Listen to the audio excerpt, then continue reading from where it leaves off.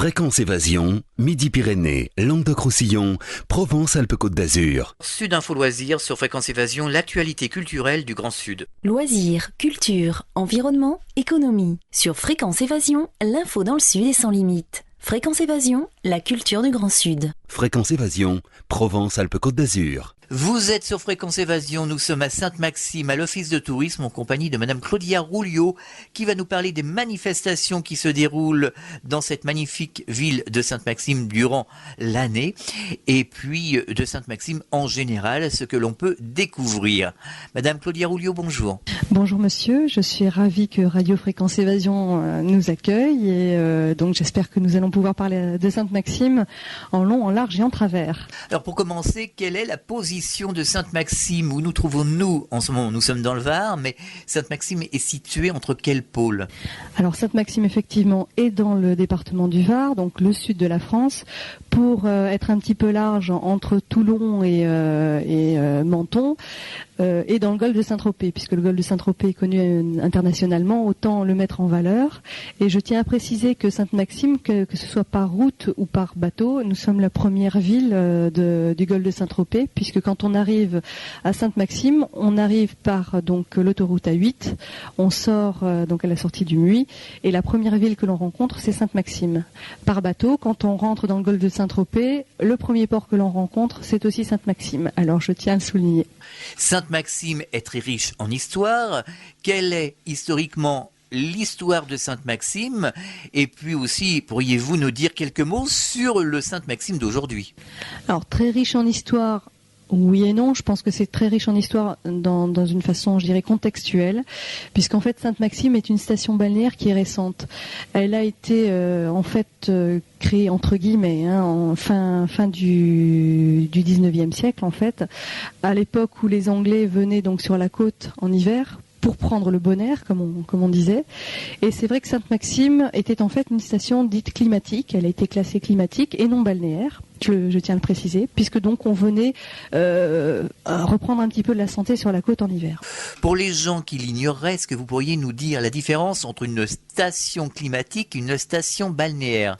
Alors une station balnéaire, on met en avant, je dirais, le côté mer, le côté activité nautique, alors qu'une station climatique, on va mettre en avant l'importance en fait du climat et justement du bon air pour la santé, si vous voulez. Donc c'est vrai qu'il y a eu un distinguo il n'y a pas si longtemps. Aujourd'hui, on peut considérer que Sainte-Maxime est plus une station balnéaire qu'une station climatique. Alors il est vrai qu'à l'époque, il y avait donc des thermes, des bains en fait. On venait prendre le bain de mer à Sainte-Maxime. À la place de l'actuel casino, nous avions les bains. Donc en fait, les gens venaient s'inscrire, batifolaient un petit peu dans l'eau, on trempait un peu les pieds. On imagine les gens avec des maillots de bain comme on ne fait pas aujourd'hui, comme on ne fait plus, c'est-à-dire des maillots de bain qui ressemblaient plus, je dirais, à des panties à bretelles. Mais ça devait être assez sympathique, mais c'est vrai que ça se passait l'hiver. Quelle est l'origine du nom de la ville de Sainte-Maxime? Alors Sainte-Maxime, en fait, était au départ un village qui était en dehors de la station actuelle, qui se trouvait un peu sur les collines et qui est né d'un village qui s'appelait le Revest. C'était en fait un petit hameau avec une chapelle d'ailleurs cistercienne dont il reste quelques pans de murs malheureusement. Et en fait le village est descendu vers la côte. Et Sainte-Maxime en fait est une sainte qui était de Calian, qui a fait, je dirais, beaucoup d'œuvres charitables, qui donc a été élevée au rang de sainte et dont le buste en fait a été mené de Calian à Sainte-Maxime chaque année. Donc c'est pour ça qu'on a enchaîné sur une fête votive qui se passe tous les ans le 15 mai pour justement rendre honneur en fait à cette sainte. Alors on ne connaît pas véritablement ce qu'elle a fait précisément. Mais ça vient de là, puisque donc il reste quelques ossements de la sainte. Bon, maintenant je ne peux pas m'étendre relativement trop sur l'histoire, puisque je ne la connais pas dans le détail et que nous ne la connaissons pas véritablement. Pour en revenir au contexte touristique et historique de la ville de Sainte-Maxime, un moment fort, je suppose, à Sainte-Maxime, ça a été l'arrivée des congés payés. Alors exactement. On a parlé dans un premier temps des Britanniques qui venaient prendre le bon air, mais effectivement la deuxième étape a été pas encore les congés payés, mais je dirais la création du chemin de fer sur la Côte d'Azur. Donc là, c'est pour ça que je vous disais que Sainte-Maxime n'a pas une histoire phénoménale, mais elle s'inscrit dans un contexte général qui est un contexte finalement économique où l'essor du tourisme finalement s'est développé grâce au chemin de fer. On le voit aujourd'hui, les transports se développent de plus en plus. Je fais peut-être un comparatif avec ce qui existe aujourd'hui, mais quand on prend le TGV, quand on prend les compagnies low cost qui permet aux gens de venir sur la Côte d'Azur en moins de 2 heures, c'est vraiment du tourisme de proximité. Donc on a commencé avec ce fameux train qui s'est installé sur la Côte d'Azur. Nous avions une gare à Sainte-Maxime jusque, je crois, et j'espère que je ne me trompe pas, jusque dans les années, je crois, 50, quelque chose comme ça. Nous la regrettons bien aujourd'hui, puisque c'est vrai qu'elle pourrait faciliter un petit peu les transports. Mais bon, on fait avec. Donc aujourd'hui, il n'existe plus. La gare la plus proche, c'est Saint-Raphaël. L'autre gare, c'est Les Arcs. Mais nous avons à chaque fois une liaison TGV. Donc c'est vrai que pour en revenir au congé payé, 1936, tout le monde le sait, c'est une date butoir où donc on a changé de tout au tout. On a eu un tourisme d'hiver. On en est venu à un tourisme d'été, puisque donc à partir du moment où les usines, les entreprises fermaient en été, les gens chargeaient les valises sur le toit, les enfants hop à l'arrière, et on faisait 10 heures, 12 heures, 15 heures de route, puisque nous n'avions pas, je dirais, les autoroutes que l'on a tout le long. Maintenant, on peut quand même rallier Paris à Sainte-Maxime, aller en 6 heures. Bon, j'espère que je me trompe pas au niveau de la vitesse tolérée, alors qu'auparavant, on allait mettre peut-être 12 heures, quelque chose comme ça. Donc en fait, on passe du simple au double, ou même le contraire. Donc on a vraiment fait des progrès en termes d'accessibilité. Et donc les congés payés ont été vraiment le fer de lance en fait du développement de la région et du sud de la France en général. Alors le débarquement en Provence a eu lieu en partie à Sainte-Maxime. Alors le débarquement effectivement du 15 août 1944 à Fréjus. Donc là aussi on va pas revenir sur l'histoire, mais effectivement nous avons eu notre débarquement à Sainte-Maxime.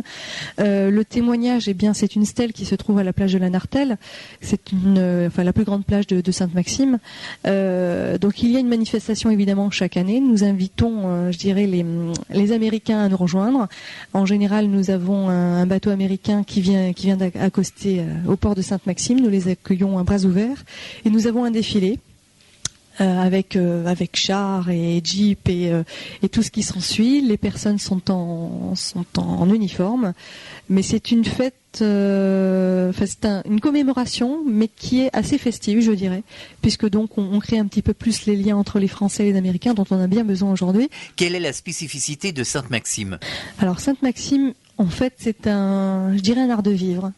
Un cadre de vie déjà, puisque on a une ville on est entre la ville et le village, c'est-à-dire qu'on a encore cette âme de village.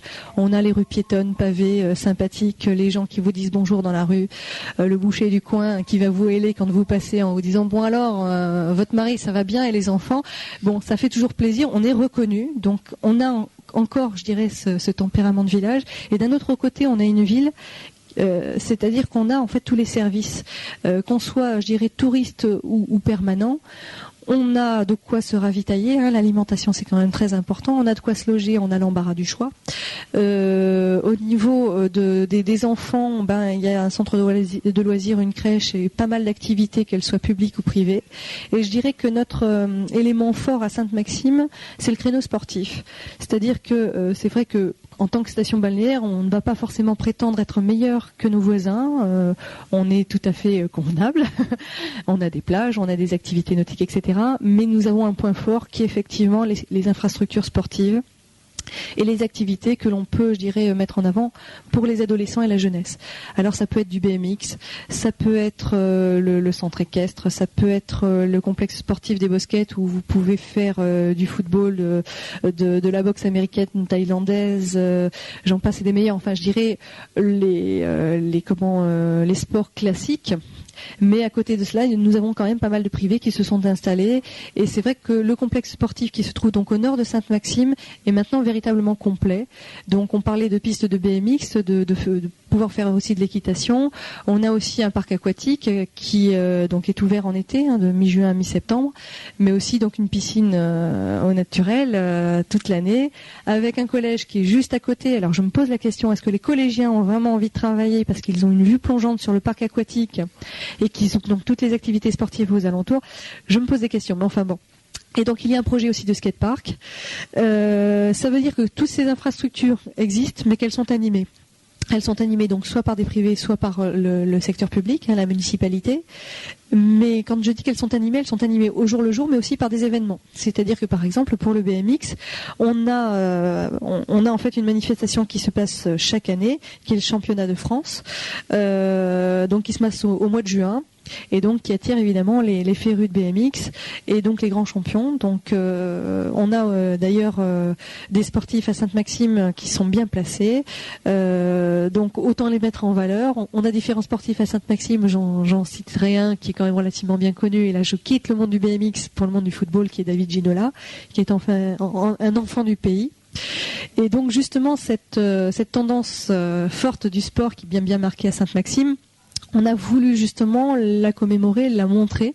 C'est pour ça que nous avons maintenant sur la promenade Simon-Laurière une allée en fait qui présente ce que l'on appelle d'ailleurs l'allée des champions, qui présente les empreintes des plus grands champions sportifs qui sont passés chez nous. Alors ça peut être des footballeurs, ça peut être des rugbymen, ça peut être des coureurs de rallye ou de Formule 1, ça peut être des escrimeurs, etc. J'en passe des meilleurs. Alors malheureusement cette allée pour l'instant est en cours, c'est-à-dire qu'aujourd'hui une première étape a été faite, il y a beaucoup d'empreintes qui attendent d'être placées, donc il faudra la continuer, mais je pense que c'est un plus par rapport à la ville et qui démontre bien sa vocation sportive. Alors quels sont les musées, les curiosités, les activités que l'on peut trouver ici sur Sainte-Maxime? Alors en fait, en termes de patrimoine historique, comme je vous disais, l'histoire de Sainte-Maxime est relativement courte. Nous avons donc quand même un vestige qui est quand même, je dirais, le fer de lance et je dirais pas la mascotte, mais en fait qui représente un peu le logo de la ville, qui est la tour carrée. Alors la tour carrée, c'est comme son nom l'indique, c'est une tour carrée qui était au départ une tour défensive, puisqu'il y avait des envahisseurs qui venaient par la mer, donc vous avez des canons qui sont présents juste à côté de la tour, qui permettaient donc de défendre la ville, et qui a été coup sur coup, je dirais, modifiée, et qui a eu des vocations différentes. On s'est retrouvé donc avec une salle de justice, après avec une mairie. La mairie actuelle, c'est maintenant un bâtiment qui se trouve beaucoup plus en hauteur sur la ville, qui domine d'ailleurs tout le golfe de Saint-Tropez. Il y a une très très belle vue, je vous encourage à aller la voir.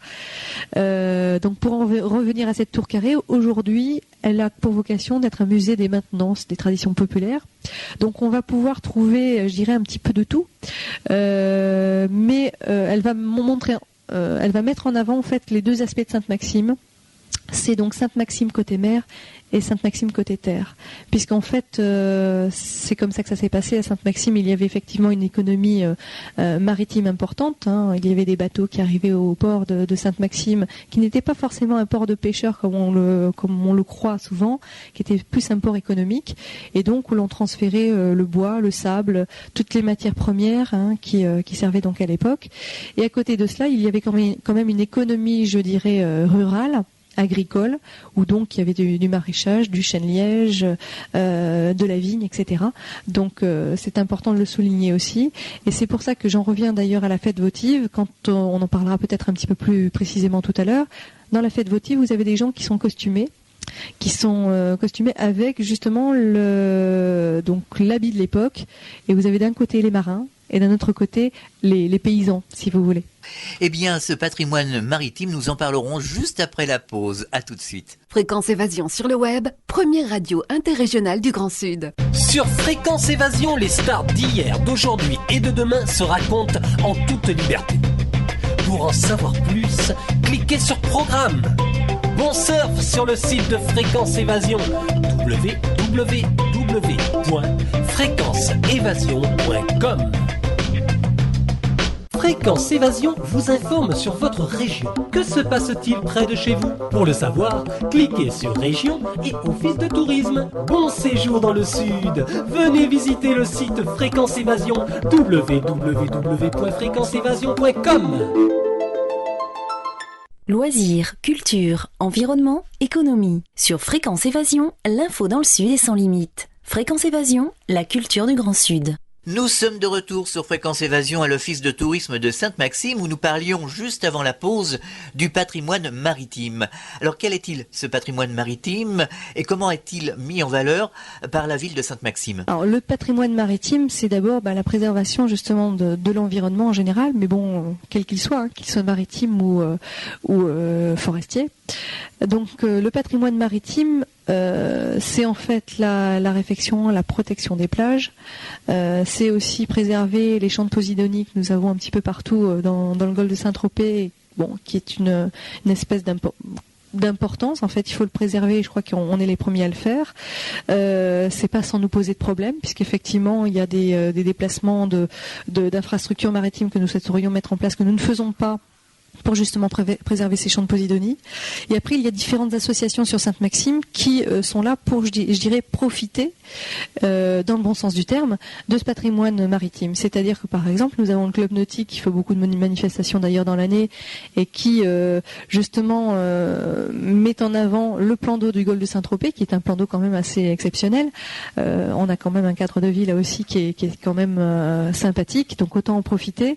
Donc le club nautique fait pas mal de manifestations et demande justement à ce que la population locale se rende un peu plus compte, je dirais, de la magnificence de ce golfe, et donc offre des possibilités de naviguer en planche à voile, en hobbycat, en dériveur, etc. Donc je pense que ça peut être une bonne opportunité pour découvrir le golfe. En même temps, il y a donc des clubs de plongée qui vont donc vous montrer la mer évidemment sous son côté pile ou face, comme vous voulez. Donc je pense qu'on a des sites intéressants dans le golfe de Saint-Tropez, même un petit peu en dehors. Il faut le savoir, c'est pour l'anecdote, mais on trouve des langoustes dans le golfe de Saint-Tropez. Donc je dis pas qu'il y en a des pléthores, mais ça prouve quand même qu'on a en fait une eau qui est de bonne qualité. On trouve pas mal d'espèces intéressantes. Bon, je ne les connais pas précisément par leur nom parce que je ne suis pas forcément une professionnelle de la plongée, mais nous avons quand même 3 clubs de plongée à Sainte-Maxime, donc ça prouve bien qu'il y a un intérêt particulier à venir plonger ici. Je pense aussi donc à la découverte aussi sur l'eau par tous nos loueurs de bateaux, qu'ils soient bateaux à moteur ou bateaux à voile. Je pense aussi aux excursions maritimes qui permettent de visualiser un petit peu la baie des Canobiers en face, chez nos confrères de Saint-Tropez, d'aller voir Grimaud, qui est quand même la Venise provençale, qui est quand même assez sympathique, et justement c'est un peu l'attrait aussi du golfe de Saint-Tropez. Il ne faut pas, je dirais, mettre des œillères. Sainte-Maxime c'est très bien, mais il faut voir un petit peu tout ce qui est aux alentours. Donc je pense que ce soit sur l'eau ou sous l'eau, il y a pas mal de découvertes à faire. Donc je pense aussi aux aquascopes et aux aquavisions, donc ces promenades sous-marines qui permettent de visualiser un petit peu ce qui se passe au fond de nos mers sans se mouiller, dans le sens propre et au sens figuré. Donc pour les enfants c'est très sympathique. Donc je crois qu'en fait, quand on veut découvrir la mer, même quand on n'est pas adepte d'un sport nautique en particulier, on y arrive sans problème. Pour en venir au milieu associatif, il y a combien d'associations sur Sainte-Maxime? Je ne vais pas vous dire le nombre précis, il y en a une centaine. Ça prouve bien qu'on a un dynamisme important. Sainte-Maxime, si on veut revenir un peu à sa carte d'identité, c'est pratiquement 12 000 habitants à l'année. Recensés, le dernier recensement c'est 99. Quand on regarde d'ailleurs le taux d'ordures ménagères qui nous permet de savoir en fait quelle est la population sur place, le mois le plus creux normalement c'est le mois de janvier et on est en fait à 17-18 000 personnes. Qu'est-ce que ça veut dire? C'est qu'entre le recensement et la réalité, il y a une différence qui est due en fait à l'occupation des résidences secondaires. Donc ça veut dire que les gens viennent passer plusieurs mois dans leur résidence. Donc même le mois le plus creux est quand même encore relativement vivant, ce qui me permet justement d'avoir un dynamisme au niveau des associations, mais aussi du commerce. On a quand même pas mal de commerces ouverts à l'année. Il ne faut pas se dire que Sainte-Maxime en hiver est une ville morte, au contraire. Et donc là aussi j'insisterai sur le fait que Sainte-Maxime a beaucoup de services et de commerces ouverts ouvert à l'année par rapport à d'autres communes du golfe de Saint-Tropez qui vont être un petit peu plus calmes. Alors je suppose que la mairie et l'office de tourisme de Sainte-Maxime font en sorte de développer le tourisme tout au long de l'année et qu'on n'en reste pas simplement au tourisme de l'été. Alors bien entendu, alors je surferai sur la vague, c'est le cas de le dire, du département du Var qui insiste beaucoup pour faire une deuxième saison du département, c'est-à-dire qu'effectivement on a eu des habitudes avec les touristes qu'il y ait un tourisme estival. Aujourd'hui on a une politique qui s'appelle Var-Hiver qui va du mois d'octobre au mois de mars et qui essaye justement de mettre en place des actions et encourager les gens à ouvrir en hiver pour que justement le département du Var soit aussi attractif en hiver. Alors c'est vrai que nous pour Sainte-Maxime, qu'est-ce que l'on met en place ? On a voulu se poser la question, qu'est-ce qui attire les gens chez nous ? Bon, le cadre, effectivement, la nature qu'elle soit paysagée ou la nature naturelle, justement, pour faire un beau pléonasme. On s'est dit, bon, en fait, les gens viennent pour la mer et le soleil au départ. Bon, très bien, mais en dehors de cela, qu'est-ce qu'on a ? On peut considérer que le massif des Morts, qui est en fait juste à côté de chez nous, on peut, dès qu'on lève le nez, même si on est sur la plage et qu'on regarde à l'arrière de Sainte-Maxime, on voit des collines boisées. Et c'est vrai que le massif des Morts est quand même particulier. C'est un massif qui a une faune et une flore qui appartient en fait à cette Provence large et qui comprend aussi la Corse.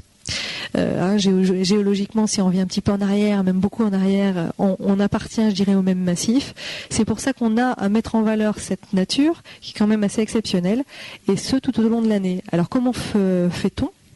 On a mis en place des sentiers de randonnée. Alors sur les domaines privés avec des conventions de passage avec les propriétaires pour pouvoir avoir, je dirais, l'accord et un échange de bons procédés, c'est-à-dire qu'on nettoie aussi les sentiers, on préserve, on est là aussi pour vérifier s'il n'y a pas de problème de dépôt de détritus ou de risque d'incendie. Donc là, je veux dire qu'il y a un bon échange et on peut remercier véritablement les propriétaires de nous laisser passer chez eux. Et d'autre part, sur des domaines communaux, on peut y aller un petit peu plus franchement puisque donc ça nous appartient. Et donc là, on a mis en place donc des sentiers qui sont balisés. On a mis en place donc des éditions qui permettent aux gens de voir que l'on peut y aller tout seul. Et à partir de cette année, nous avons constitué des balades accompagnées avec des guides naturalistes.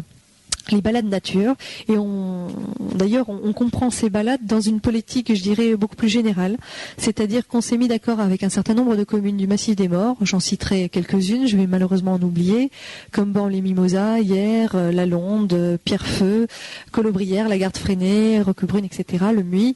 Ce sont donc des communes qui appartiennent au même massif, donc on a, je dirais, une entente géologique, et donc nous avons voulu mettre en place ces sentiers pour faire apprécier l'environnement et le ressentir d'une autre manière. Parce qu'effectivement, les gens peuvent aller directement tout seuls dans le massif des Morts, mais s'il n'y a personne pour leur expliquer, c'est un petit peu dommage. Alors en fait, nous avons 400 sorties dans tout le massif des Morts, avec toutes les autres communes sur l'année, sur 47 thèmes, ce qui est déjà beaucoup. Alors ça peut aller de l'élevage de chèvres, comment visiter le massif la nuit pour découvrir, je dirais, des insectes ou des reptiles qui ne vivent que la nuit, des choses comme ça. En fait, on a des thèmes quand même qui sont très très diversifiés. Et sur Sainte-Maxime, nous avons voulu mettre en avant le sylvopastoralisme, qui est quand même important dans la lutte contre l'incendie, puisque donc on a des éleveurs de chèvres, des éleveurs de chevaux, d'ânes, qui nous aident justement dans le débroussaillement et qui nous permettent aussi de visualiser s'il y a un petit problème dans telle ou telle zone, et de mettre en avant justement les acteurs locaux de la forêt, parce que on a des gens qui font du fromage de chèvre, qui font de la confiture, qui vont, je sais pas, prélever du chêne-liège, des choses comme ça. Donc on souhaite sensibiliser les gens, la population, qu'elle soit touristique ou locale, à ce qui se fait encore dans nos massifs forestiers. Et comment cela se concrétise ? Alors ça se concrétise de la façon suivante, c'est-à-dire que nous avons sorti un petit document qui présente toutes les dates de l'année, Donc suivant la date qui vous intéresse, vous allez vous dire tiens, telle date j'ai envie de faire une sortie, voyons ce qui se passe. Ou alors vous pouvez faire votre choix d'une autre manière, c'est-à-dire que vous allez vous dire tiens, moi c'est la thématique X ou Y qui m'intéresse, donc je regarde où ça peut se trouver, sur quelle commune. Donc c'est vrai que sur Sainte-Maxime, on a donc fait le choix de prendre un guide naturaliste qui exerce ses fonctions justement dans tout le massif des Maures, mais aussi dans le massif de l'Estérel. Et donc nous avons donc des sorties, nous avons que 19 sorties pour l'instant à Sainte-Maxime. C'était un petit peu pour voir comment ça allait se passer cette année. Nous allons amplifier la chose l'année prochaine. Et donc nous allons à la rencontre en fait de la faune et de la flore de manière générale. Et donc elles peuvent être thématisées après ces sorties, c'est-à-dire que ça peut être la faune et la flore par exemple des ruisseaux. Ou au contraire, en plein massif des Maures, très chaud et très sec, qu'est-ce qu'on va pouvoir trouver ? On va rencontrer aussi donc l'éleveur de chèvres de Sainte-Maxime, monsieur et madame Leclerc, qui font effectivement des fromages de chèvre. Donc là, en fait, on encourage les gens à revenir. C'est-à-dire qu'évidemment, on va avoir une présentation générale. Ce sont des marches qui durent à peu près 4 heures. Mais attention, ce sont des marches qui s'adressent à tout le monde. On peut y aller avec des enfants, parce que sur ces 4 heures, on va peut-être avoir 1 heure, 2 heures de marche. Et je dirais qu'après, il y a tout un commentaire, on va s'appesantir sur le brin d'herbe qui apparaît anodin, mais qui a toute une histoire derrière. Donc en fait, ce sont des balades vraiment en dilettante, tranquilles, et qui permettent surtout d'apprécier les paysages, les panoramas que nous avons sur le golfe de Saint-Tropez, et de rencontrer les gens. Après, pour en venir justement donc aux produits locaux, moi, je vous encourage surtout à aller sur les marchés de Sainte-Maxime. Donc, le marché alimentaire a lieu place du marché, donc au centre-ville, tous les jeudis matins. Donc là, c'est assez appréciable, ne serait-ce qu'au niveau visuel, parce que vous avez des fruits et légumes, on dirait qu'on les a cirés tellement ils sont beaux. Et vous avez, par exemple, la personne qui fait les épices. Vous avez donc ces senteurs qui sont bien spécifiques, avec des couleurs très, c'est très très visuel. Vous avez du rouge, du jaune, du vert. C'est quand même appréciable. Et puis cette ambiance de village dont je parlais tout à l'heure, parce que les gens n'hésitent pas à vous aller.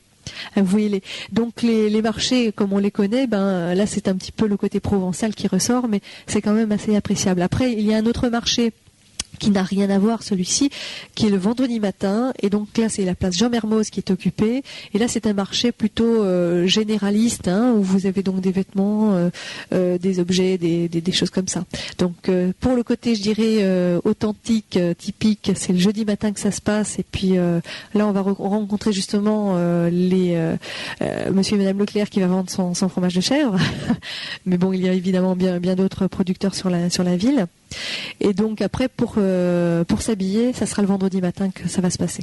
Pour rester dans le domaine de la nature, je voulais vous demander quelle est la végétation, quelles sont les plantes que l'on peut trouver sur le massif des Maures. Alors en fait c'est une végétation de maquis, donc en fait qu'est-ce qu'on va découvrir. C'est vrai qu'auparavant le massif des Maures était constitué d'une couverture végétale très importante, avec beaucoup de pins parasols et de chênes lièges et de chênes verts. Aujourd'hui, ces pins parasols ont disparu puisqu'il y a eu la maladie il y a une vingtaine d'années, si je me souviens bien. C'est vrai que je ne sais plus qui me racontait cette anecdote-là, qui me disait, je me souviens, mon grand-père faisait cavalaire Sainte-Maxime à pied par le massif des Maures et il était tout le temps à l'ombre, même en été. Donc ça prouve bien qu'il y avait une couverture végétale dense grâce à ces pins parasols. Bon, ces pins parasols n'existant pratiquement plus, il reste quand même quelques zones boisées de ce type. Mais aujourd'hui, on rencontre surtout le chêne vert et le chêne liège. Le chêne liège qu'on connaît bien, puisque donc il y a encore quelques producteurs de chêne qui enlèvent cette écorce, et c'est assez spécifique parce que ça donne une couleur très vive au tronc. Alors j'encourage pas forcément les gens à le faire parce que c'est une technique de professionnel qui peut abîmer l'arbre, donc c'est pas nous de le faire. Il vaut mieux regarder. Et puis après c'est le chêne vert qui reste. Donc c'est grâce à ce chêne d'ailleurs que l'on a pas mal de champignons à l'automne. Donc il faut allier le soleil et la pluie pour avoir de bons champignons. Et qu'est-ce qu'on va trouver après? On va trouver des buissons du type cyste. Alors le cyste cotonneux, le cyste de Montpellier, qui a différentes spécificités. Après, on va trouver par exemple des arbousiers, ces petits fruits rouges que l'on cueille au printemps, bon, qui a un goût un petit peu douceâtre, mais qui est très joli en fait, très fourni. Bon, moi je ne suis pas une spécialiste, je dirais de la flore, mais c'est en fait la flore méditerranéenne que l'on va retrouver. Mais après, bon, quand vous faites une visite avec un guide naturaliste, vous vous rendez compte qu'il y a des spécificités par rapport à d'autres régions du sud, dont on a l'impression que la végétation est commune à celle du massif des Maures, ce qui n'est pas forcément le cas. Il y a des différences relativement notables dues justement à cette géologie dont on parlait, qui se rapproche plus de la Corse que de l'autre côté, je dirais, du sud, c'est-à-dire du côté Montpellier, Narbonne, etc. Est-ce qu'il y aurait des peintres qui se seraient inspirés justement du massif des Maures? Des peintres, je dirais que c'est surtout à Saint-Tropez qu'il y en a eu, qui a fait d'ailleurs naître Saint-Tropez. On parle beaucoup de Brigitte Bardot, mais au départ, ce sont plutôt les artistes qui ont fait connaître ce village. Donc les peintres, je dirais que c'était plutôt à Saint-Tropez. Je dis pas qu'il n'y en a pas eu à Sainte-Maxime, il y en a encore aussi aujourd'hui qui s'inspirent véritablement de nos paysages. Mais on a eu surtout, je dirais en termes d'artistes, des écrivains. Je pense à Victor Marguerite. Il y a eu aussi Jean Écart, le fameux Morin des Morts. On a eu aussi la famille de Guy de Maupassant, qui est une villa justement en bordure de mer, qui donne sur la promenade Simon-Laurière. Donc ça prouve bien que, je dirais, la région crée l'émulation artistique. Donc sans forcément tirer la couverture à soi en disant moi j'ai eu tel ou tel artiste chez moi. Mais je pense que au niveau de l'ambiance, des paysages, des histoires locales, je pense que ça donne un petit peu envie d'écrire ou de peindre, enfin en tout cas de créer. Pour terminer, nous allons parler des manifestations qui se déroulent ici sur Sainte-Maxime, mais des manifestations régulières, ponctuelles. Quels sont ces rendez-vous? Alors je ne vais pas forcément vous lister toutes les manifestations, sinon on s'en sort plus, mais effectivement Sainte-Maxime essaye d'avoir des manifestations tout au long de l'année. Moi, je pense à celle hivernale qui est la plus importante, en tout cas au niveau, je dirais, traditionnel, c'est le Corso du Mimosa, qui a lieu tous les premiers week-ends de février. Donc c'est 12-14 chars fleuris, donc sur des thématiques précises. Ça peut être, je sais pas, par exemple le cinéma, ça peut être les jeux, ça peut être la bande dessinée, ça peut être différentes thématiques chaque année, et l'on fait évidemment participer les associations de Sainte-Maxime, donc qui sont chargées de fleurir chacun leur char. Bon, évidemment, je dirais que la municipalité donne un énorme coup de main à cela, c'est-à-dire qu'ils construisent les chars, et c'est quand même un gros travail. C'est un travail de plusieurs mois. Mais je dirais que le final est assez sympathique, assez convivial et familial. Ça attire pas mal de monde. On a 8000 personnes à peu près à chaque fois. Donc en fait, on ferme la promenade Simon-Laurière qui est en bordure de mer.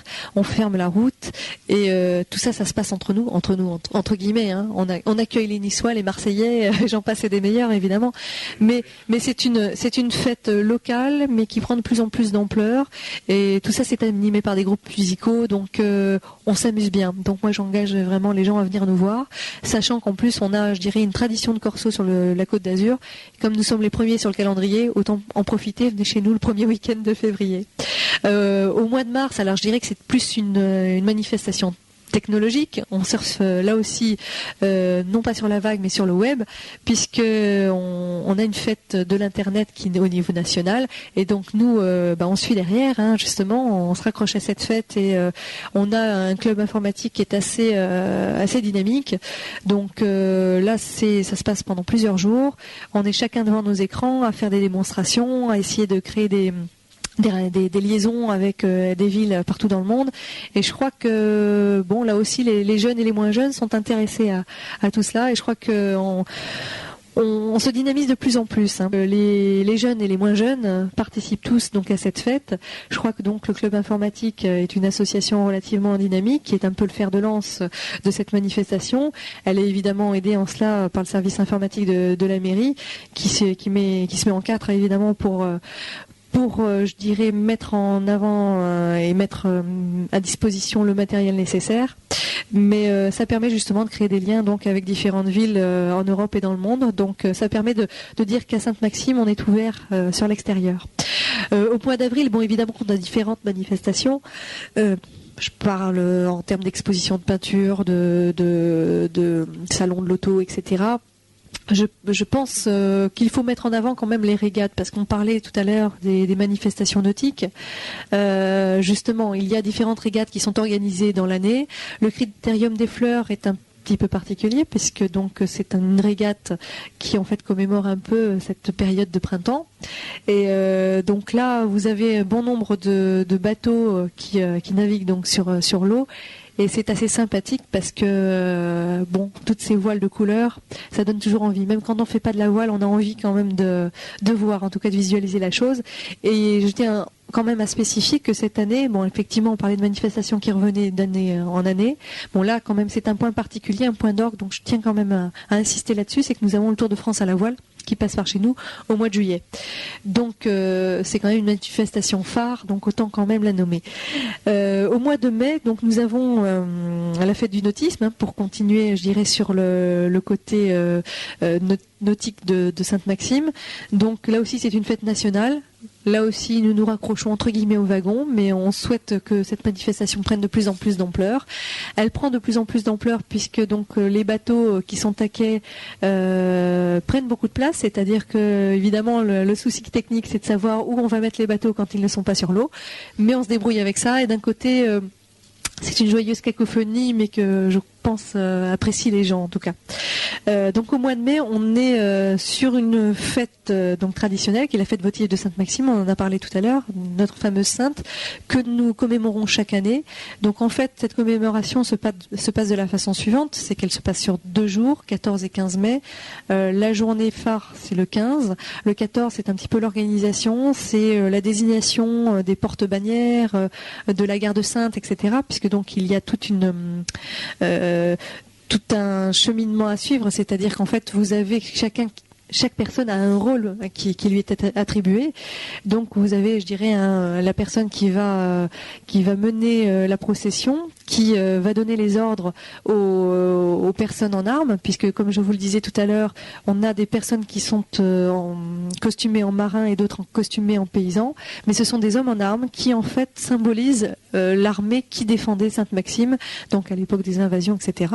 Et donc c'est assez pittoresque. Et donc la sainte est sortie en procession à travers les rues de la ville, donc portée à dos d'homme, à épaules d'homme.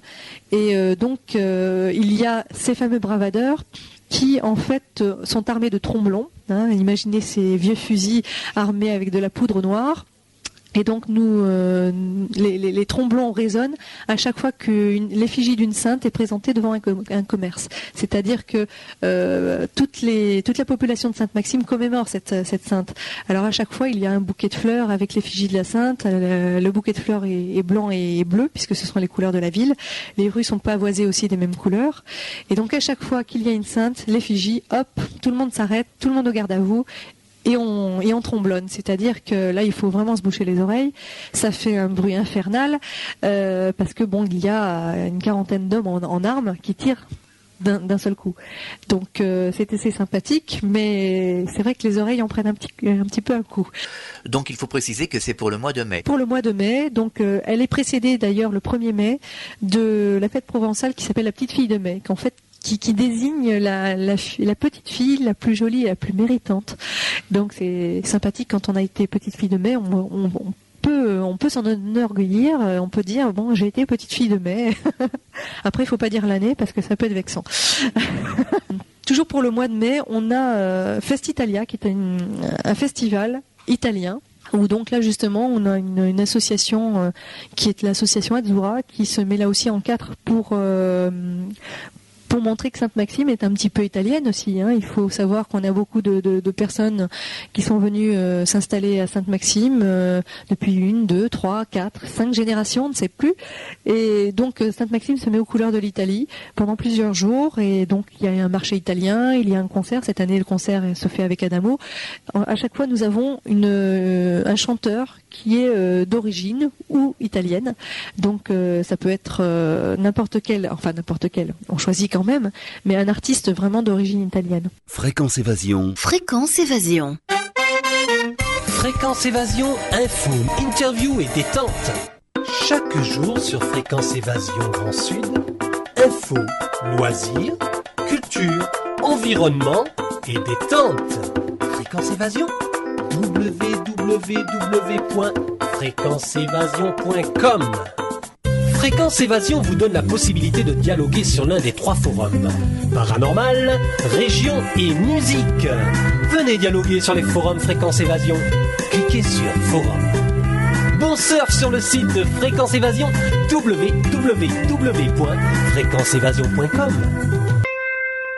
De Menton à Toulouse, Radio Fréquence Évasion, le soleil du Grand Sud. Nous sommes de retour sur Fréquence Évasion à l'Office de tourisme de Sainte-Maxime où nous parlions juste avant la pause des chanteurs italiens. Alors pourquoi avoir choisi des chanteurs italiens? C'est parce que on n'est pas trop loin de la frontière, pas trop loin de Menton, parce que vous avez un projet d'Eurorégion. Pourquoi? J'irai pas jusque là. En fait, c'est parce qu'on a une association qui est très dynamique, qui a envie de montrer que que les Italiens sont vraiment présents à Sainte-Maxime. Bon, c'est l'occasion encore une fois de faire la fête. Après, je ne pense pas qu'on rentre dans des considérations géopolitiques. Vous voyez ce que je veux dire? Alors au mois de juin, sinon, donc on a le fameux championnat de France de BMX dont je vous ai parlé tout à l'heure, donc tous les férus de vélo qui montent à plusieurs mètres. Hein, c'est un petit peu ça. On se demande comment ils tiennent encore sur leur vélo, mais se passe à Sainte-Maxime tous les ans. Donc là aussi, c'est organisé par une association qui est très très dynamique. Donc l'association de Bicross de Sainte-Maxime, c'est Monsieur Jean Terra qui s'en occupe et je crois que là il fait ce qu'il faut. Après, nous avons une Euroconvention fitness qui là est organisée par un privé, mais qui draine des gens de partout dans le monde, des Argentins, des Américains, des Japonais. Ce sont des profs de gym en général qui se regroupent plusieurs jours pour s'entraîner, pour trouver de nouveaux pas.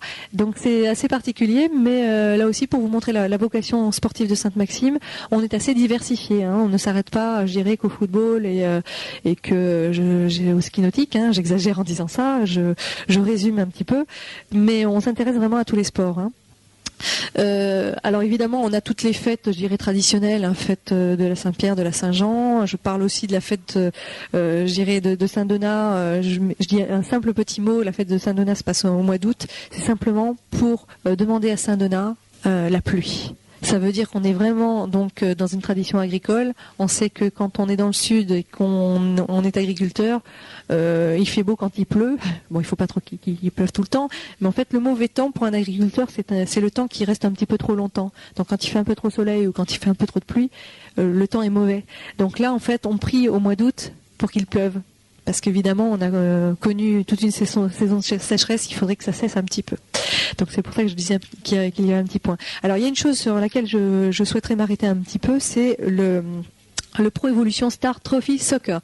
Alors ça, c'est quand même un nom très très long, mais c'est l'ancien beach soccer, puisque nous avons donc une manifestation de football sur la plage qui s'organise maintenant depuis 4 ans, qui réunit les plus grands footballeurs français et étrangers. Je vais citer des noms comme Zidane, Barthès, des gens comme ça. Donc évidemment, là, ça parle à tout le monde, même aux gens qui ne sont pas férus du ballon rond. Et donc, ce sont des gens qui se retrouvent en tournoi pendant 3 jours.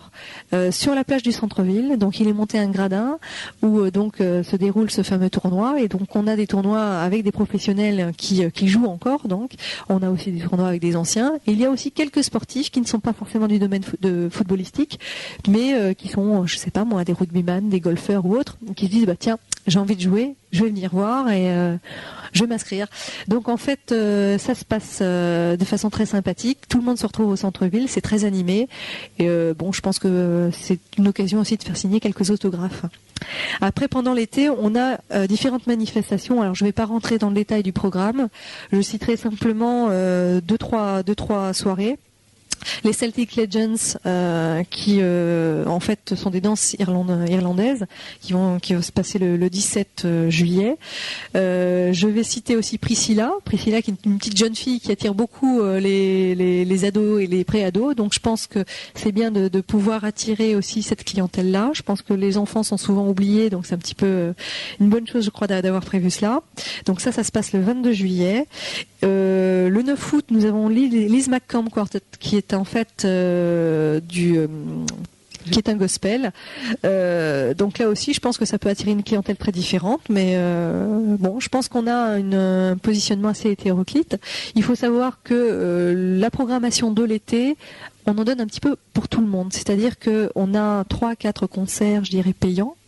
aux manifestations payantes. Et à côté de cela, on a des manifestations gratuites, donc qui attirent énormément de personnes. On a un théâtre de la mer qui peut accueillir 1000 personnes. Donc on s'intéresse, on entend une note de musique, on se dit tiens c'est intéressant, je vais aller voir. Il faut profiter, je dirais, de cette programmation qui est gratuite. Je tiens vraiment à le souligner. Vous pouvez donc faire les réservations à l'office de tourisme. On passe un petit coup de fil ou on passe à l'office de tourisme. On donne les éléments, je dirais, pour que l'on puisse recontacter la personne. Mais on prend déjà donc les pré-réservations. Sinon, si on souhaite attendre pour la billetterie, début juin. Je pense la 2e semaine. Alors en septembre, on continue sur les manifestations avec la fête des vendanges. Alors, je tiens à préciser que c'est vrai que Sainte-Maxime a une vocation agricole qui diminue un petit peu, puisque, bon, c'est vrai qu'auparavant, on avait quand même un petit peu de vignes. Aujourd'hui, pour l'anecdote, là aussi, il ne reste que 30 hectares. Donc, ça reste très limité. Mais on souhaite quand même faire cette fête des vendanges parce que je pense qu'elle est ancrée dans les traditions et que, bon, après tout, on est dans les Côtes de Provence et il faut valoriser tout cela. Donc, pour en revenir justement à l'agriculture viticole qui est maintenant relativement réduite à Sainte-Maxime. On fête quand même les vendanges. Je pense qu'il faut continuer. C'est quand même une bonne tradition. Je tiens quand même à souligner qu'au niveau agricole, il y a eu un développement qui s'est fait surtout sur l'olivier. Je souhaitais préciser qu'il y a le domaine olivier, le domaine de la pierre plantée, qui existe à Sainte-Maxime, qui fait une très très bonne huile d'olive, qui remporte énormément de prix à Paris, dans les salons agricoles. Et je pense que c'est un domaine qu'il faut aller visiter, parce qu'il d'abord il offre un super panorama sur le golfe de Saint-Tropez, donc il ne faut pas s'en priver. Et puis qui offre justement des produits très intéressants. Et la personne, Monsieur Olivier, donc qui porte très très bien son nom, fait des visites justement de sa propriété et peut vous parler de l'élevage, parce qu'on peut appeler ça comme ça, de l'olive. Je pense que c'est quand même très intéressant de se rapprocher de lui. Donc nous arrivons au mois d'octobre. Je suppose qu'il y a une manifestation au mois d'octobre, novembre et décembre d'ailleurs. Exactement. Alors je ne voudrais pas l'oublier parce que c'est quand même une manifestation importante. On parlait d'agriculture, on parlait de produits du terroir. Bon, allez, c'est le point d'orgue. Au mois d'octobre, c'est le Salon du Goût.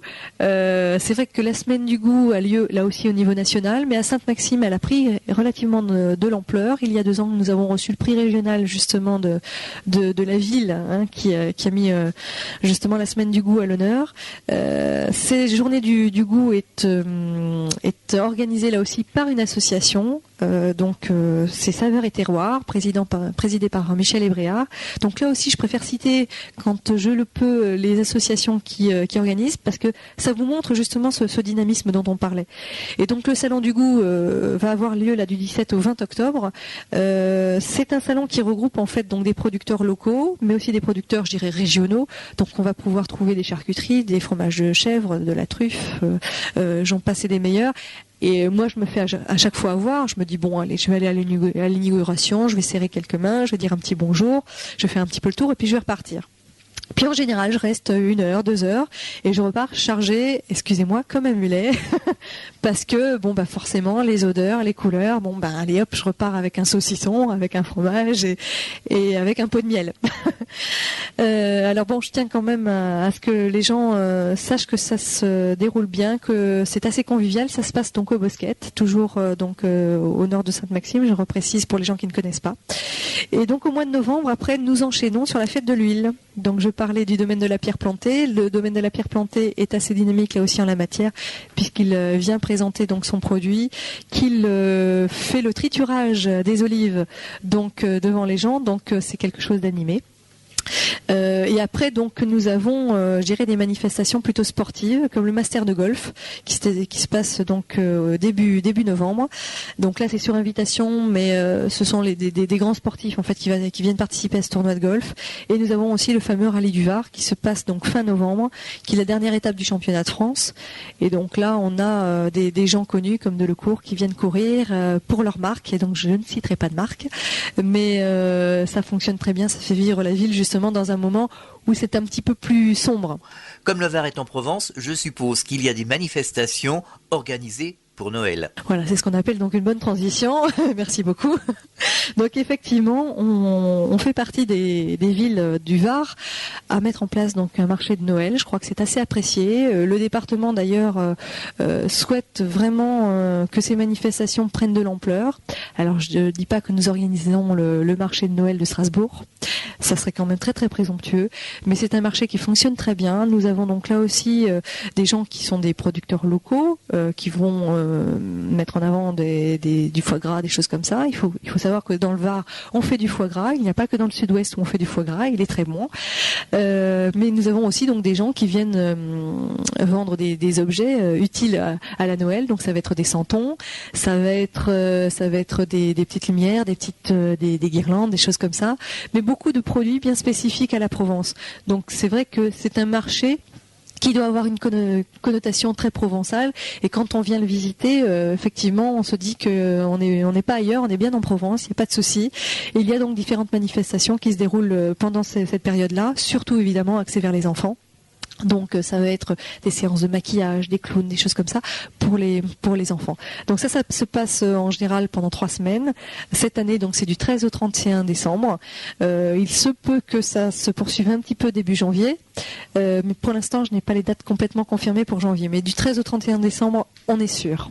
Pour les gens qui souhaiteraient venir ici à Sainte-Maxime en vacances et pourquoi pas y résider à plein temps, est-ce qu'il y a des infrastructures suffisantes? Est-ce qu'il y a des gîtes? Est-ce qu'il y a des hôtels?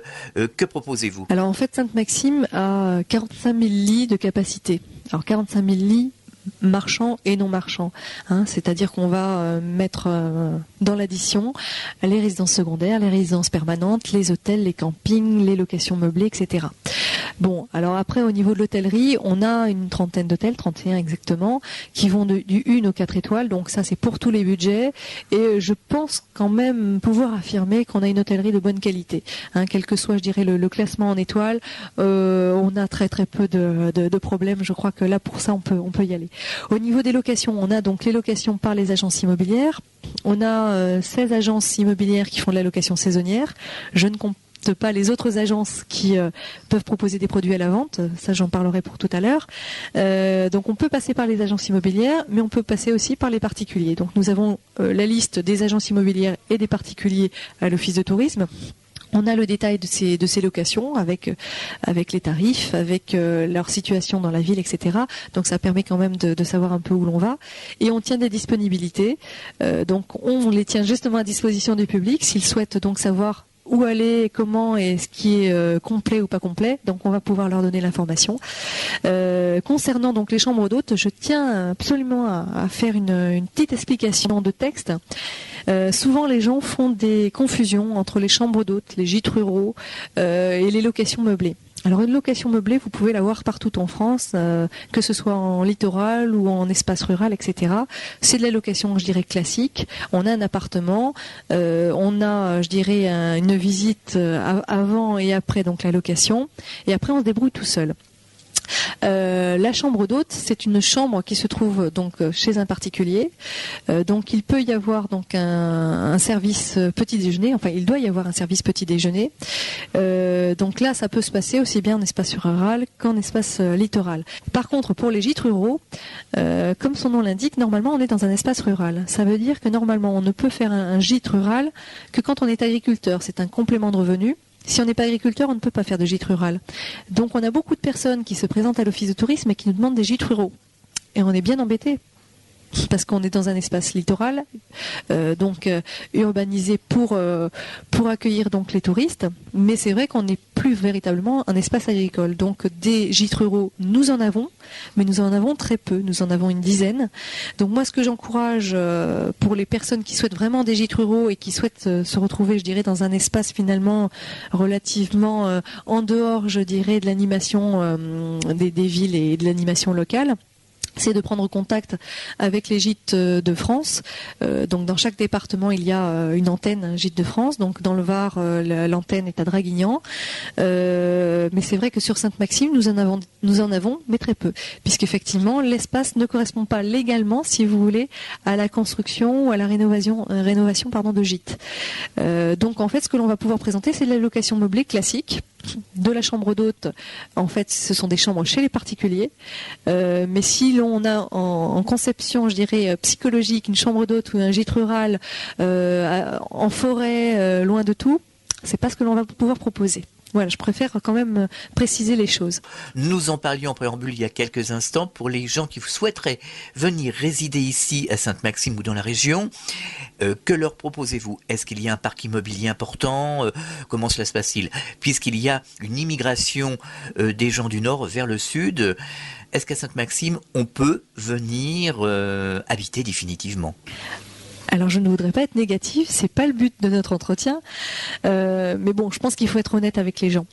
On a une ville et une région qui est formidable. Ça, on peut pas l'enlever. On a un climat qui est on est tous conscients, 300 jours de soleil par an, c'est quand même important. On a, je dirais, un climat quand même qui est très tempéré. Les températures en dessous de zéro, on les a vraiment rarement. Quand on voit qu'en hiver, on a une moyenne de température entre 10 et 12 degrés, j'allais dire que demande le peuple, on est quand même vraiment privilégié. Alors ça, c'est une chose. À côté de cela, on a effectivement des services. Je vais vous parler un petit peu de tous les services que nous avions à Sainte-Maxime. On a tout ce qu'il faut et digne d'une grande ville, parce qu'effectivement, dans le golfe de Saint-Tropez, on est un petit peu, c'est un bien grand mot, je dirais pas retiré du monde, mais on est un petit peu à part, ce qui fait qu'on a quand même une zone qui est relativement préservée.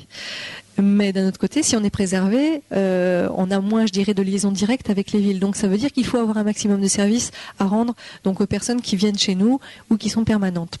Donc ça, je dirais qu'on a pour l'instant 2 points positifs. Le climat, les services, et l'ouverture un petit peu des commerces, etc.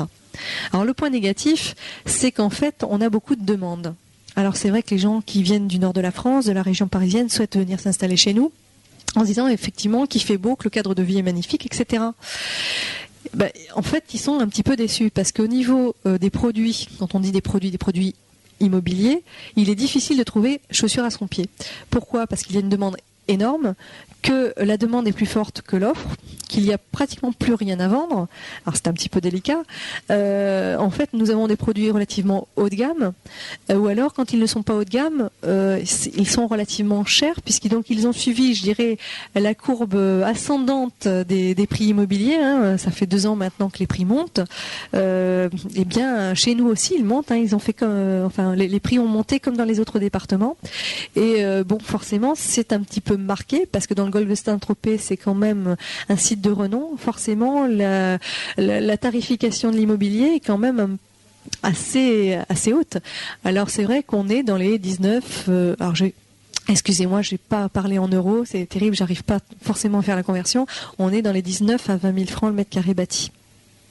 Alors c'est quand même assez cher. Maintenant, on peut se donner les moyens pour habiter ici, mais c'est vrai que ça fait, le développement est relativement limité. C'est-à-dire qu'on a beaucoup de gens qui viennent acheter en résidence secondaire, beaucoup d'étrangers qui ont les moyens. Le pouvoir d'achat est différent.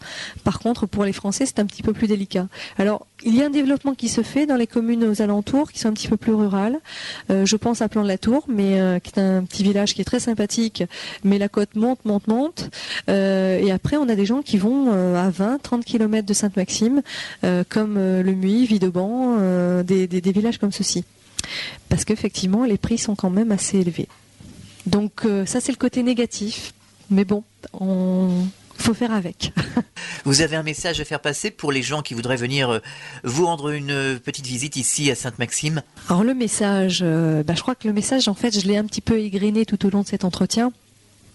Je crois que quelqu'un qui souhaite avoir les avantages d'une ville sans avoir les inconvénients d'une ville, je pense que c'est à Sainte-Maxime qu'ils peuvent les trouver. Je mettrai un bémol, là aussi je suis franche et honnête, c'est vrai qu'en été il y a beaucoup de monde sur les routes, ça c'est sûr. Mais enfin, je crois que c'est quand même compensé par la vie, je dirais, à l'année.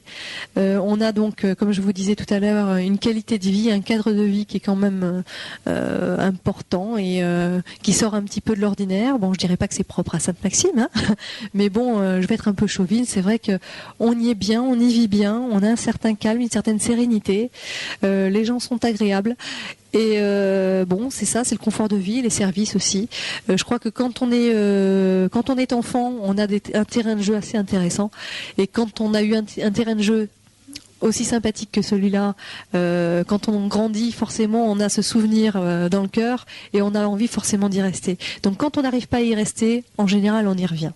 Vous avez mis une opération en place pour améliorer le cadre de vie ici à Sainte-Maxime. Sainte-Maxime a fait beaucoup d'efforts de mise en valeur de ses rues, de façades, puisqu'il y a eu une opération FISAC qui permet justement d'avoir des subventions pour pouvoir, améliorer le cadre de vie. Donc les rues piétonnes ont été refaites, repavées, les façades colorées. Je pense que Sainte-Maxime fait aussi beaucoup d'efforts sur les espaces verts. On est 3 fleurs, hein, on a le label 3 fleurs, donc on s'en enorgueillit. 4 fleurs, c'est déjà beaucoup plus difficile parce qu'on a un jury national qui vient de Paris et qui se demande pourquoi on n'a pas autant de fleurs et de verdure qu'à Paris. Je leur dis simplement qu'on n'a pas le même climat et que il est plus difficile d'adapter des plantes que l'on peut trouver en Alsace ou dans le Nord. Donc nous, on ne plante pas de géranium, on plante des lavandes et des romarins. J'exagère un petit peu évidemment, mais je crois qu'il y a un gros effort justement sur la mise en valeur de la ville. Et puis, comme je vous disais tout à l'heure, on est quand même très féru de sport. Donc au niveau des infrastructures sportives, je dirais qu'on a tout au complet. Je pense que beaucoup de villes nous envie. Donc je vous parlais de stades, de gymnases, de pistes d'athlétisme, de pistes de bicross, de choses comme ça, de salles de boxe. On a 2 stades en fait à Sainte-Maxime. On a des terrains de football en synthétique aussi, puisqu'on nous le demande de plus en plus. Et je pense qu'on a un service des sports à la mairie qui est assez compétent, qui d'ailleurs est dirigé, là aussi c'est pour le nom, par Vincent Cobos, donc ancien footballeur. Ça crée des émules, et évidemment c'est beaucoup plus facile au niveau des relations. Donc je pense que là, la ville a fait beaucoup de choses et je dirais que elle a marqué un point là aussi au niveau des privés, parce que même si elle fait des choses, je dirais, en direct, elle peut aussi aider des privés à s'installer. C'est-à-dire que par exemple pour le parc aquatique, heureusement que la ville a fait ce qu'il fallait pour que ce parc existe. Je pense au golf, le golf 18 trous, qui est quand même qui est là depuis longtemps quand même, qui est un golf international, vraiment typé montagne, hein, il est assez technique, qui est quand même très beau et qui offre des panoramas aussi sans pareil sur le golfe de Saint-Tropez. Je pense au casino qui est ouvert maintenant depuis 2 ans alors qu'il avait été fermé pendant pas mal d'années, parce que quand on ferme un casino, c'est toujours difficile de le réouvrir puisque c'est une autorisation ministérielle, hein. C'est le ministre de l'Intérieur qui donne oui ou non l'autorisation. Donc là, depuis 2 ans, nous avons ce casino ouvert et cette année, maintenant, nous avons des machines à sous. Il a été refait de fond en comble, il est très agréable. Donc je pense que la ville fait le nécessaire pour aussi inciter les privés à s'installer et que l'infrastructure touristique soit complète. Alors, je dirais que le grand projet maintenant de la ville, c'est de créer un pôle culturel. Un pôle qui, donne la possibilité de faire des manifestations, des concerts en été, mais aussi en hiver, en structure couverte. Parce qu'effectivement, nous sommes quand même tributaires du climat. Même si nous avons 300 jours de soleil par an, de temps en temps, il peut faire mauvais. Donc il faut quand même pouvoir, mettre les gens à l'abri et avoir de bonnes conditions acoustiques. Donc je pense que la ville va faire le nécessaire pour avoir cela dans 3-4 ans. Et cette structure serait, un petit peu ambivalente, ambivalente ou polyvalente, suivant les termes que l'on veut se fixer. Ça sera pas une salle polyvalente, hein, comme on les connaissait dans les années 60, je vous rassure, pour pouvoir justement accueillir aussi des séminaires et congrès. Pourquoi ? Parce qu'on a des hôtels qui font des efforts justement en termes d'accueil de séminaires, que quelques séminaires nous échappent, malheureusement, parce que nous n'avons pas une capacité assez importante en termes de salles. Je pense que cette salle va pouvoir venir compléter pour justement se dire on n'est pas arrêté au séminaire de 200 personnes, on va pouvoir accueillir 4 à 500 personnes, sachant que dans le golfe de Saint-Tropez il n'y a pas véritablement de salle de cette capacité et d'un niveau de qualité normé. Donc là on va faire ce qu'il faut pour pouvoir accueillir aussi cette clientèle qui justement permet de développer une clientèle touristique hivernale, puisque donc tout ce qui est séminaire et congrès se passe de septembre à juin, que la dépense aussi par personne est quand même très différente du touriste classique. Donc là aussi, excusez-moi, je vais encore parler en francs. On vous ferait la conversion en euros, merci. C'est-à-dire qu'un touriste classique dans le Var ramène 154 francs par jour, c'est-à-dire en tout, hébergement, restauration comprise. C'est pas énorme. Quand on prend quelqu'un qui vient en séminaire, il va dépenser 1000 francs par jour. Donc là, au niveau de l'économie locale, c'est quand même très important. Et puis, ça fait vivre non seulement, je dirais, les structures qui accueillent, qui vont faire la restauration, qui vont faire l'hébergement, mais ça peut aussi faire travailler les commerces. Les ventes de souvenirs, le marchand de presse, les restaurants aussi, puisque bon, ils ne sont pas aussi figés dans la structure qui les accueille, ils peuvent aussi manger à l'extérieur. Donc, je pense que ça peut faire vivre tout le monde. Et je crois que c'est un élément qui compléterait bien, je dirais, notre éventail à Sainte-Maxime. Je crois que une fois qu'on aura fait ça, on va se poser la question pour savoir ce qui reste à faire. Cet entretien arrive à son terme. Nous allons terminer et vous allez nous donner vos coordonnées afin que l'on puisse vous joindre ici à l'Office de tourisme de Sainte-Maxime. Alors voilà, si vous voulez contacter l'Office de tourisme, nous sommes ouverts 7 jours sur 7 en été, de 9h à 20h sans discontinuer. En ce moment, nous sommes ouverts de 9h à 12h30 et de 14h à 18h30. Et au mois de juin, de 9h à 12h30 et de 14h à 19h. Vous pouvez nous joindre au 04 94 55 75 55 ou par fax au 04 94 55 75 56. Notre email otmaxime, tout attaché en minuscule, @wanadoo.fr. Et pour le site internet saintemaxime.com, maxime.com. Merci beaucoup. Eh bien, merci de nous avoir informés sur tout ce qui se passe ici à Sainte-Maxime. À très bientôt dans le Var. Au revoir. Au revoir, merci beaucoup. Nous étions donc à l'Office de tourisme de Sainte-Maxime. À très bientôt sur Fréquence Évasion. Fréquence Évasion.